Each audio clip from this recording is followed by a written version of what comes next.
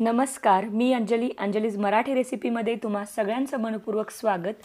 आज आपण पाहणार आहे रवा केकची रेसिपी। अगदी सोपी रेसिपी आहे आणि खूप स्पेशल आहे, कारण आज आपण बिना ओव्हन, बिना अंडा, बिना बेकिंग पावडर, बिना सोड्याचा हा केक बनवतोय। अगदी घरातल्याच साहित्यापासून हा केक बनणार आहे। तर चला केक बनवायला सुरुवात करूया।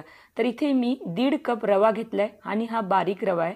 आणि जर मोठा रवा असेल तर मग मिक्सरमध्ये थोडंसं तुम्ही बारीक करून घेऊ शकता, पण नेहमी बारीक रव्याचाच वापर करावा। अर्धी वाटी आपण इथे मैदा घेतलेला आहे आणि त्याच पद्धतीने अर्धी वाटी आपण इथे तेल घेतलेलं आहे। तर तेला जागी तुम्ही बटर सुद्धा यूज करू शकता। आणि इथे मी एक कपाचं मेजरमेंट ठेवलंय, तर तो कप ही तुम्हाला दाखवणार आहे। अर्धी वाटी इथे आपण दही घेतलंय। दही शक्यतो रूम टेम्परेचरवरच असावं। आणि इथे आपण 1 कप पिठी साखर घेतली आहे। तर हा जो कप दिसतोय तर याच कपाचं सगळं मेजरमेंट आहे। याच कपानी मी रवा, याच कपानी मैदा, तेल आणि दही घेतलेलं आहे। तर लक्षात ठेवा, नेहमी कुठलं तरी एक मेजरमेंट ठेवा। ग्लास असेल ग्लास किंवा कप असेल कप। आणि इथे थोडीशी टूटी फ्रुटी घेतली आहे। टूटी फ्रुटी नसेल तर मग घरच्याच साहित्यामध्ये तुम्ही ड्रायफ्रूट्स असतील तर त्याचाही यूज करू शकता। इथे 1 कप दूध घेतलेलं आहे मी आणि त्याचबरोबर इथे आपण इनो घेतलेलं आहे। तर इनो फ्रूट सॉल्ट म्हणजे अर्धी पुडी, इनोची जी छोटी पुडी असते 5 किंवा 6 रुपयाची, त्यातली फक्त अर्धी पुडी यूज करायची। खूप जास्त इनो यूज करू नये, नाहीतर मग तुमच्या केकमध्ये इनोचा फ्लेवर येऊ शकतो। त्यासाठी फक्त अर्धी पुडी घ्यायची। जर इनो नसेल वापरायचं तर मग अर्धी चमचा बेकिंग सोडा, अर्धा चमचा बेकिंग पावडर, या दोन्ही गोष्टी तुम्हाला वापराव्या लागतील। आणि 1 चमचा व्हॅनिला इसेन्स घेतलाय। व्हॅनिला इसेन्स नसेल तर वेलची पूड सुद्धा तुम्ही वापर करू शकता। तर आता आपल्याला एक बाउल घ्यायचा आहे। त्या बाउलमध्ये सगळ्यात अगोदर दही काढून घ्यायचं आहे। तर दही नेहमी रूम टेम्परेचरवरच असावं, थंड दही फ्रीजमधलं वगैरे वापरू नये। आणि आता आपण अशा प्रकारे एका विस्कच्या सहाय्याने याला व्यवस्थित ब्लेंड करून घेऊया। अगदी आपल्याला हे व्यवस्थित यात गाठी वगैरे राहिल्या नाही पाहिजेत, अगदी स्मूथ करून घ्यायचं आहे। त्यानंतर आपल्याला यात 1 कप जे आपण पिठी साखर घेतली होती ती पिठी साखर यात ॲड करायची आहे। तर या कपाचं माझं मेजरमेंट आहे। लक्षात ठेवा, नेहमी जर तुमचं केकचं मेजरमेंट व्यवस्थित असेल, सगळ्या फ्लोर किंवा तेलाचं, तुपाचं, तर व्यवस्थितच केक बनतो। अगदी केक कुठेही बिघडला जात नाही। तर मेजरमेंट पक्का असावं किंवा मेजरमेंट अगदी करेक्ट असावं। व्यवस्थित इथे साखरही आपली पूर्णपणे दह्यामध्ये मिक्स झालेली आहे। व्यवस्थित वितळली की मग साखर आपण त्यात अर्धी वाटी तेल टाकूया। तर तेल हे कुठलंही तुम्ही यूज करू शकता। इथे मी ग्राउंडनटचं तेल घेतलं आहे, म्हणजे शेंगदाण्याचं तेल वापरलेलं आहे। जे तुम्ही कुकिंग ऑइल यूज करता ते तुम्ही इथे यूज करू शकता। नसेल वापरायचं तर तुम्ही बटरसुद्धा यूज करू शकता। आता यात आपण अर्धी वाटी मैदा टाकलेला आहे।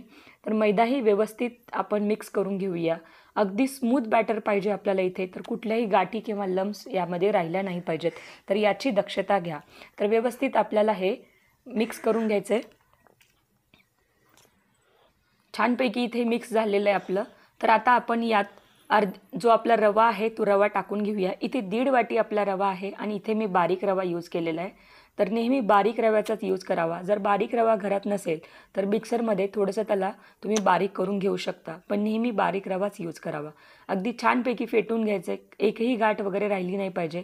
यात 1 चमचा आपण व्हॅनिला इसेन्स टाकलेला आहे। व्हॅनिला इसेन्स नसेल तर वेलची पूड वापरा किंवा जायफळ पूड वापरू शकता। आणि यात आपल्याला लागेल तसं दूध ॲड करायचं आहे। तर नेहमी एकदम करेक्ट कन्सिस्टन्सी हवी आहे केकसाठी। जर खूप जास्त घट्ट असेल तर केक थोडा डेन्स होतो आणि खूप जास्त पातळ असेल तर मग केक तुमचा थोडासा फाटला जातो। तर त्यासाठी नेहमी व्यवस्थितच बॅटर असावं। आणि आता यात आपण अर्धी पुडी इनोची वापरलेली आहे आणि इनो व्यवस्थित मिक्स करायचा। खूप जास्त आता फिरवायचं नाही, नाहीतर मग यातले एरिएशन्स जे असतात ते निघून जातात आणि केक व्यवस्थित फुलत नाही। तर अगदी थोडंसं हलकंसं मिक्स झाल्यानंतर मग यात आपण जी टूटी फ्रुटी घेतली आहे त्यात आपण 1 चमचा मैदा मिक्स करायचा, जेणेकरून टूटी फ्रुटी आपली केकमध्ये सगळ्या साईडला स्प्रेड झाली पाहिजे। जर तुम्ही नुसतीच टूटी फ्रुटी अशा प्रकारे केकच्या बॅटरमध्ये टाकली की मग केक फुगत असताना किंवा शिजत असताना, बेक होत असताना ते टूटी फ्रुटी एकाच साईडला जाते, म्हणजे अगदी तळाशी तर जाते, नाहीतर मग वरच्या साईडला कुठेतरी एका साईडला राहते। त्यासाठी थोडासा मैदा टाकून व्यवस्थित मिक्स करून घ्यायचं। कुकरच्या डब्याला तेल किंवा तूप लावून ग्रीस करून घ्या आणि त्यात मग हे बॅटर काढून घ्या। तर यावर आता आपण थोडीशी गार्निशिंगसाठी टूटी फ्रुटी यूज करतोय आणि ऑलरेडी आपण बॅटरमध्ये टूटी फ्रुटी टाकलेली आहे, तर ती व्यवस्थित मिक्स होते। तर आता अशा प्रकारे हे बघा, व्यवस्थित आपल्याला टूटी फ्रुटी लावून घ्यायचे आणि एका कुकरमध्ये आपल्याला हा केक बेक करायचा आहे। तर कुकरमध्ये इथे मी खाली कुकर आहे आणि जस्ट 10 मिनिटासाठी कुकर आपण प्रीहीट करून घेतला होता, म्हणजे थोडासा गरम करून घ्यायचा. त्यात अशा प्रकारे एक वाटी ठेवली आहे. स्टँड असेल तर स्टँडही ठेवू शकता आणि कुकरचा डब्बा ठेवायचा. फक्त कुकरचा डब्बा अगदीच कुकरच्या तळाशी चिटकू नये याची काळजी घ्यायची आणि त्याला झाकण लावून कुकरची शिट्टी काढायची आणि आपल्याला हा केक 40 ते 45 मिनिट लागतील अगदी मंद आचेवर बेक करायचा आहे. तर लक्षात ठेवा, केकच्या साईजनुसार किंवा गॅसच्या फ्लेमनुसार तुमच्या केकचा कुकिंग टाईम थोडासा कमी जास्त होऊ शकतो, पण मला इथे 45 मिनिट लागलेले आहेत. अगदी मंद आचेवर हा केक माझा बेक झालेला आहे. एक टूथपिक टाकून बघायचा, जर क्लिअर येत असेल तर मग तुमचा केक पूर्णपणे बेक झालेला आहे. तर आता आपण हे डबा काढून घेऊया आणि डबा पूर्णपणे थंड करून घ्यायचा. अगदी थंड झाल्याशिवाय केक काढायचा नाही, नाहीतर मग केक खाली तळाशी चिटकू शकतो. तर आता आपण इथे एका चाकूच्या साह्याने किंवा सुरीच्या साह्याने कडा व्यवस्थित आपण साईडने खुल्या करून घेऊया आणि हा केक आपण डिमोल्ड करून घेऊया. तर लक्षात ठेवा, अशा प्रकारे तुम्ही केक थंड झाल्याशिवाय काढू नका, नाहीतर मग केक खाली चिटकू शकतो. तर किती छान आणि किती स्पॉन्जी कलर आलेला आहे तुम्ही बघू शकता. अतिशय सुरेख कलर आलेला आहे आणि सगळ्या साईडने आपली टूटी फ्रुटी व्यवस्थित इव्हनली स्प्रेड झाली आहे. तर मग हा केक आता मी तुम्हाला कटसुद्धा करून दाखवणार आहे.